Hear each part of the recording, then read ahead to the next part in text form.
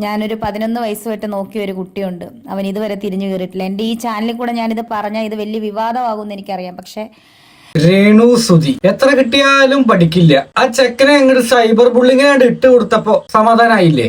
ശരിക്കും അങ്ങനെ പറയേണ്ട ആവശ്യമില്ല. അവരുടെ വിഷമങ്ങൾ പറഞ്ഞതാവാം. നേരെ തിരിച്ചു കൊത്തി എന്ന് പറഞ്ഞാൽ മതി. Comment box full രേണുവിനെതിരാ.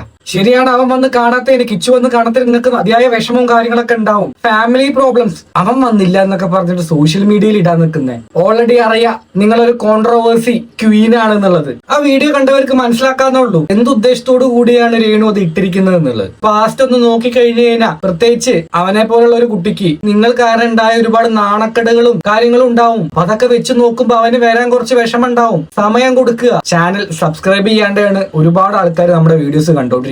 സബ് ചെയ്ത് വെക്കുക. നിങ്ങളുടെ അഭിപ്രായങ്ങൾ വീഡിയോ ഫുള്ള് കണ്ടതിന് ശേഷം മാത്രം കമന്റ് ചെയ്യുക. വയ്യ, ഒട്ടും വയ്യ, തീരെ വയ്യ. നിങ്ങൾ നിങ്ങൾ പ്രാർത്ഥിച്ചില്ലേലും എന്നെ ശപിക്കാതിരിക്കുക. എനിക്ക് എൻ്റെ കുഞ്ഞിനെ ഓർത്തിട്ട് എനിക്കൊരു ഋതപ്പനുണ്ട്. ആ കുഞ്ഞ് ഒരാഴ്ചയായിട്ട് അത് ഒന്ന് ചിരിച്ചിട്ടില്ല, ചിരിച്ചു കാണുന്നില്ല അതിന്റെ മുഖം. നമ്മൾ രേണുവിന് എന്തായാലും വലിച്ചു കീറാനൊന്നും അല്ല ഇപ്പൊ വീഡിയോ ചെയ്തിരിക്കുന്നത്. പിന്നെ പറഞ്ഞ പ്രാക്ക് അതൊന്നും ഇല്ല. അങ്ങനെയാണെങ്കിൽ നമുക്കൊരു രാജ്യത്തെ നശിപ്പിക്കണം. ഇവിടെ ഇരുന്നിട്ട് ഒരു കൂട്ടം കൂടി ആൾക്കാർ ഇരുന്നിട്ടാണ് പ്രാർത്ഥിച്ചാ പോരെ, അവരാണ് തോരഞ്ഞു പോട്ടെ എന്ന്. അതെന്തുകൊണ്ട് നടക്കുന്നില്ല? വേറെ എന്തൊക്കെ കണ്ടന്റുകൾ നിങ്ങൾക്ക് ചെയ്യായിരുന്നു? കോൺട്രവേഴ്സി എന്നുള്ളൊരു ഉദ്ദേശം കൊണ്ട് മാത്രല്ലേ. പിന്നെ ഋതപ്പൻ ചിരിച്ചു കാണുന്നില്ല. അവിടെ ഒരു കുട്ടി, അതിന് മനസ്സിലാക്കാനുള്ള പ്രായമൊന്നും അധികം ആയിട്ടില്ല. രേണു പറയുന്ന പോലെ ഒന്നും അല്ല കാര്യങ്ങള്. കുഞ്ഞിനെ കണ്ടോ? എന്ത് പറയുന്നു മോൻ? അവിടെ തിരിച്ചെടുത്ത് നടക്കുന്നുണ്ട്. കുട്ടികളല്ലേ, അവർക്ക് ഇതിനെ കുറിച്ചൊന്നും ഐഡിയ ഇല്ലല്ലോ എന്താ എങ്ങനെയാണ്. അവരവരുടെ ഒരു വൈബില് പോകും, അത്രേ ഉള്ളൂ.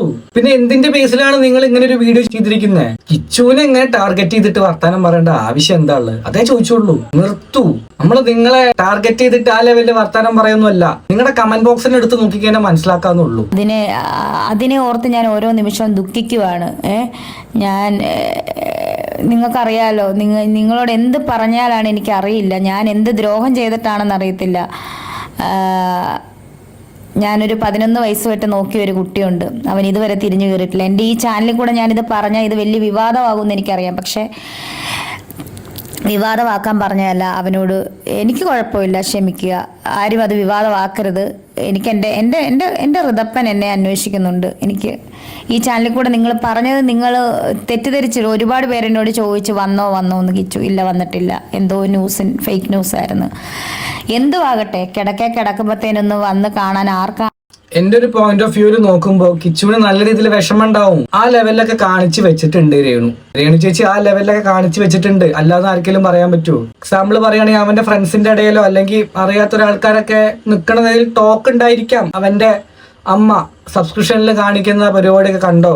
ആ ലെവലിലൊക്കെ നല്ല രീതിയിൽ വിഷമം ഉണ്ടായിട്ടുണ്ടാവും. രേണു സുധി വിചാരിച്ചിരിക്കുന്ന അങ്ങനെ ഒരു വീഡിയോ ഇട്ട് കഴിഞ്ഞാൽ കമന്റ് സെക്ഷൻ മൊത്തം കിച്ചു വന്ന് കണ്ടില്ലല്ലോ, അത് മോശമായി പോയി, ആ ലെവലിൽ പറയുന്നതാണ്. പക്ഷെ കമന്റ് മൊത്തം രേണുവിനെതിരാ. മെയിൻ ആയിട്ടുള്ള തെറിയഭിഷേകങ്ങളൊന്നും വായിക്കുന്നില്ല. അങ്ങനെ വായിക്കാൻ എനിക്ക് താല്പര്യമില്ല. 11 വയസ്സ് മുതൽ നോക്കിയതിനുള്ളത് 2 വർഷം കൂടെ നീ അവനെ നാണം കെടുത്തിയില്ലേ? കിച്ചുമോനെ ആ വീട്ടിൽ നിൽക്കാൻ നിന്റെ വീട്ടുകാർ സമ്മതിച്ചിരുന്നു എങ്കിൽ ഇപ്പോൾ ഇങ്ങനെ ദുഃഖം വരുമായിരുന്നോ?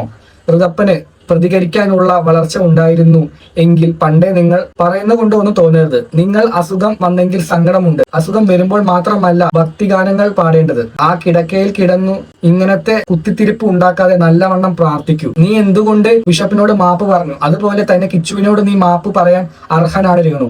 അത് നീ മനസ്സിലാക്കിയില്ലെങ്കിൽ നിനക്ക് ഒരിക്കൽ മനസ്സിലാവും. അതാ ഞാൻ പറഞ്ഞത്. ഈഗോ മാറ്റി വെച്ചിട്ട് അവൻ വരട്ടെ എന്ന് പറയാതെ നമ്മുടെ ഭാഗത്തൊരു മിസ്റ്റേക്ക് ഉണ്ടെന്ന് അറിയാലോ. അത് നിങ്ങൾ അവിടെ ചെയ്യുന്നില്ലല്ലോ. ഈഗോ വെച്ചുകൊണ്ടിരിക്കുകയാണ്.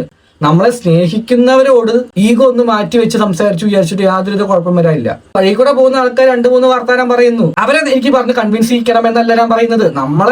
നമുക്ക് വേണ്ടപ്പെട്ടവരെന്ന് തോന്നുന്നവരോട് ഈഗോ മാറ്റി വെച്ച് സംസാരിക്കണേ കൊണ്ട് യാതൊരുവിധ കുഴപ്പമില്ല. അതാ ഉദ്ദേശം. അടുത്ത കമന്റ്: നല്ല അമ്മ ആയിരുന്നെങ്കിൽ കിച്ചുവിനെ അങ്ങോട്ട് വിളിച്ചേനെ, പിന്നെ സോഷ്യൽ മീഡിയയിൽ വന്നു പറയില്ലായിരുന്നു. വേഗം സുഖമാവട്ടെ. നേരത്തെ പറഞ്ഞ കാര്യം തന്നെയാണ്. നീയും നിന്റെ വീട്ടുകാരും ഇതുപോലത്തെ ഒരു അസുഖം വന്നിട്ടും അവനെ കുറിച്ച് പരാതി സോഷ്യൽ മീഡിയയിൽ കൂടെ പറയണമെങ്കിൽ രേണുവിന്റെ മനസ്സിൽ അവനോട് അത്രയും ദേഷ്യം ഉണ്ടായിട്ടാണ്. ഋതപ്പനെ കുറിച്ചാണെങ്കിൽ ഇങ്ങനെ പബ്ലിക്കായി പറയായിരുന്നു.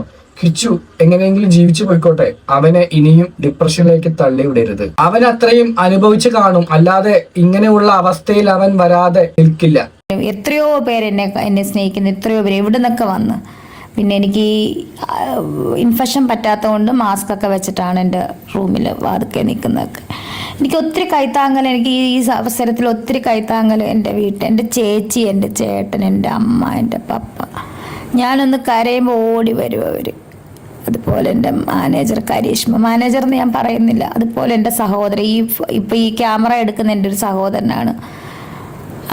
അവനൊരു പ്രതിഫലം പോലും ചോദിക്കാതെ. പക്ഷെ എനിക്ക് ഇവരോടൊക്കെ എങ്ങനെയാണ് നന്ദി പറയേണ്ടതെന്ന് എനിക്ക് പിന്നെ അപ്പുറത്തെ തിരുമേനിയുടെ കൂടെയുള്ള കുട്ടി, അതുപോലെ ഒരുപാട് പേരെന്നെ സ്നേഹിക്കുന്നവരുണ്ട്.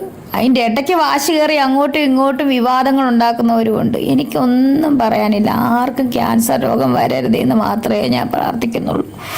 അപ്പം എല്ലാവരും ചാനലൊന്ന് സബ്സ്ക്രൈബ് ചെയ്യുക. നിങ്ങളോടുള്ള ഒരു ഇഷ്ടം കൊണ്ടാണ് ആൾക്കാർ ഇപ്പോഴും വീഡിയോ കണ്ടുകൊണ്ടിരിക്കുന്നത്, ഈ അവസ്ഥയിലാണെങ്കിൽ പോലും. പക്ഷെ ഇങ്ങനത്തെ ലെവലുള്ള കോൺട്രവേഴ്സീസ് ഉണ്ടാക്കാതിരിക്കുക, അത്രേ പറയാനുള്ളൂ. ആൾക്കാരെ കൊണ്ട് പറയിപ്പിക്കാതിരിക്കുക. നിങ്ങൾ വെറുതെ ഒരു വീഡിയോ ഇട്ടാൽ മതി, അത്യാവശ്യം ലെവലിൽ റീച്ച് കയറുന്നുണ്ടല്ലോ. ഞാനിപ്പോ എന്റെ വീഡിയോയിൽ കിച്ചു നീ ഒന്ന് പോയിട്ട് കാടെന്ന് പറഞ്ഞ അവന്റെ കാര്യങ്ങളൊന്ന് മാറ്റി വെച്ചിട്ട് കാണാൻ പോകുന്നൊന്നും എനിക്ക് തോന്നുന്നില്ല. അപ്പൊ രേണു ചേച്ചിക്കും വേണമെങ്കിൽ ഒന്ന് അവനെ വിളിക്കാവുന്നേ ഉള്ളൂ. അപ്പൊ ഇത്രയും കണ്ടിട്ട് നിങ്ങൾക്ക് തോന്നുന്ന അഭിപ്രായങ്ങൾ എന്തായാലും കമന്റ് ബോക്സിൽ പറയുക. അടുത്തൊരു വീഡിയോ ഇട്ട് കാണാം.